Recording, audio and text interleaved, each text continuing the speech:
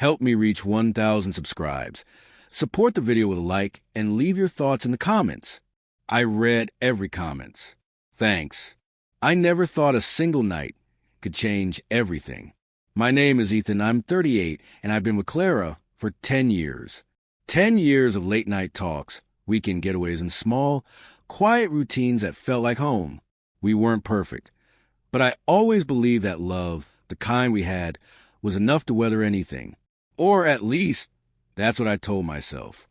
Clara had always been magnetic, not the kind of person who demanded attention, but the kind whose presence filled a room without effort. I admired that about her, and I thought she admired my steadiness, the way I handled work, bills, and the chaos of life without drama. For years, it worked. We laughed, we fought occasionally, but we always came back together. I felt anchored. I thought she did too. The first subtle signs of change came months before the wedding she attended. She started spending more time on her phone, smiling at messages I couldn't see, brushing off my attempts to share moments with a distant smile. At first, I ignored it. Everyone gets busy. Life gets complicated. But then came the evenings she stayed out later than usual, and the mornings when she'd drift past me in silence, like she was in a different world entirely. I remember the night she left for her friend's wedding. She was radiant, all smiles and delicate laughter, adjusting her dress in the mirror while I tied my tie beside her. I told her she looked stunning, like I always did, and she kissed me quickly, almost distractedly. Her eyes darted to her phone, where I caught glimpses of her messages before she locked the screen. Something cold flickered there, something that made the pit in my stomach grow heavier than I'd ever felt before. I tried not to overthink it. I waved goodbye as she left, telling myself weddings were exciting. People met friends they hadn't seen in years. I imagined harmless flirting and laughter, but there was an unease I couldn't shake. That night, I couldn't sleep. I kept replaying her goodbye kiss in my mind, the way it felt just a little too rushed, too mechanical. I told myself I was paranoid, that my imagination was working overtime.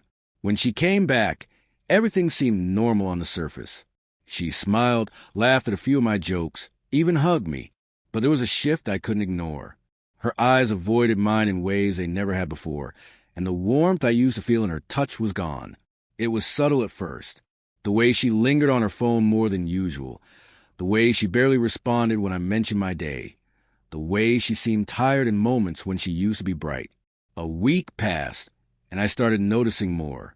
Conversations that used to flow effortlessly now had gaps, pauses heavy with unspoken words. She stopped mentioning plans together. I stopped being part of her world for hours at a time. The small routines we once shared, coffee in the morning, late-night chats, casual movie nights, became rare, almost burdensome. And yet, I still clung to the hope that something had changed temporarily, that she was distracted, that life had thrown us into this minor turbulence. Then came the messages. Small, almost insignificant, but enough to gnaw at my gut. A friend mentioned seeing her at a cafe with someone I didn't know. Another friend said she seemed happier than she had in months. I wanted to confront her, but I hesitated, not wanting to appear paranoid or controlling.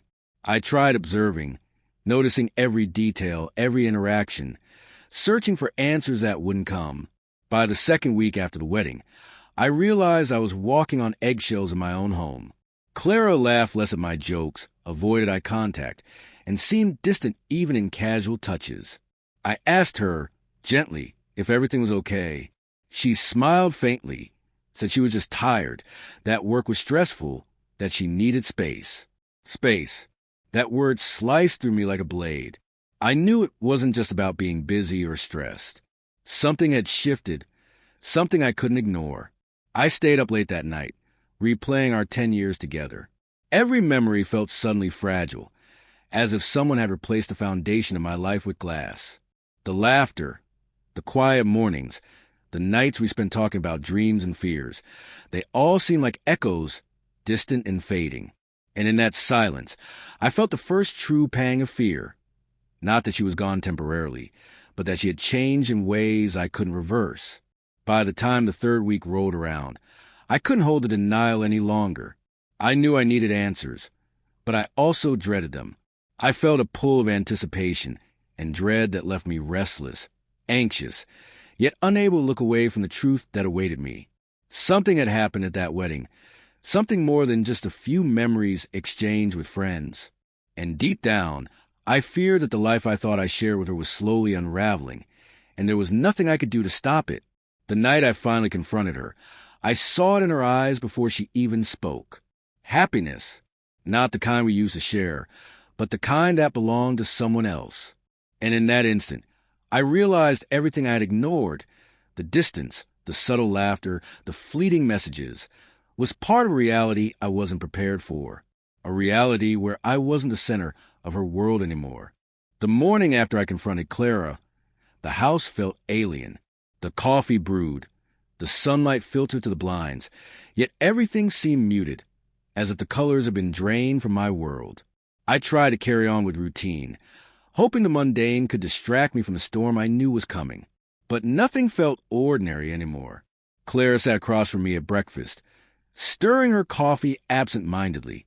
I could no longer ignore the tension in her posture, the deliberate way she avoided meeting my eyes. I asked the question that had been clawing at my mind since the wedding. "Clara, is there someone else?" She froze, fork midair. For a heartbeat, I thought she might deny it, that the familiar warmth and clever deflection I knew so well would return. But it didn't. Her lips pressed into a thin line, and she looked down at the table, as if the words were too heavy to lift from her chest. "Yes," she whispered finally, almost like a confession to herself more than to me. "There's someone else. His name is Mark. He makes me happy." The words hit like ice water. I felt my chest tighten, my throat dry. Makes her happy. That simple phrase, casual yet loaded, ripped through everything I believed we had. I wanted to argue, to reason, to remind her of 10 years, of every small joy, every sacrifice. But even as the words formed on my lips, I knew they would fall flat against the reality in her eyes. I left the table without a word, walking to the living room that suddenly seemed vast and empty. I ran my hand along the back of the sofa, where we had spent countless nights talking, laughing, planning. Memories flickered like old home movies. Only now they felt fragile, like glass sculptures on the verge of shattering. I didn't sleep that night. I paced the house, my mind spinning through every detail of the past months. The distance, the late nights, the texts, the subtle shifts, it all made sense now. Every gut instinct I had dismissed, every moment of doubt I had chalked up to paranoia, was a warning I had failed to heed. She hadn't just changed. She had moved on, silently, methodically, without ever telling me. The following days were a blur. I contacted a lawyer, filed for divorce, and tried to navigate the logistics while my heart felt like it was folding in on itself. The neighbors noticed attention. Friends offered hesitant support. But nothing could fill the empty space that Clara's presence once occupied. Every room, every object, seemed to echo with the life we had shared, now tainted with absence and betrayal. One evening, I received a text from Mark. It was brief, polite, almost rehearsed. He didn't taunt or gloat. He simply confirmed he was part of her new life. The cold civility of it made the wound sharper. Clara hadn't just left me. She had transitioned seamlessly into a reality where I was irrelevant. It wasn't a fiery confrontation, not a scene in a movie with shouting and slamming doors. It was quiet, almost clinical, and therefore infinitely more painful. Yet amidst the heartbreak, something unexpected began to stir in me. As I packed away our life, boxes of photographs, shared belongings, trinkets from trips we had taken, I felt a strange clarity. I realized that staying in denial, clinging to what once was slowly eroding me. I had to reclaim myself, even if it meant stepping into a world that now felt unwelcoming and uncertain. The day I signed divorce papers, I felt a mix of relief and sorrow. Relief that the ambiguity, the quiet torture of suspicion and half-truths, was over. Sorrow for the life we had imagined but could no longer live. Clara walked past me at the office. Brief nod exchange. No words, no emotion. I think that was the final act of our story. Silent acknowledgement of an ending neither of us wanted to dramatize, but both of us understood fully. Weeks later, I started rebuilding. I returned to routines that grounded me, work, running, reconnected with friends I had neglected. Nights were the hardest. The silence of my apartment was deafening. Yet gradually, I began to fill the space with my own presence, my own voice, my own desires. The hole left by Clara's absence was real, but it was also mine to claim and transform. Then came a message that finally closed the chapter. Clara admitted that she had not only fallen for Mark, but had also struggled with guilt for months. She had kept parts of our life hidden from him, afraid of exposing the cracks in her happiness. The truth hit like another wave, but this time I met it differently. I didn't feel betrayal alone. I felt liberation. The clarity of knowing, of having faced the worst and survived, gave me an unexpected strength. By the time the dust settled, I understood something crucial.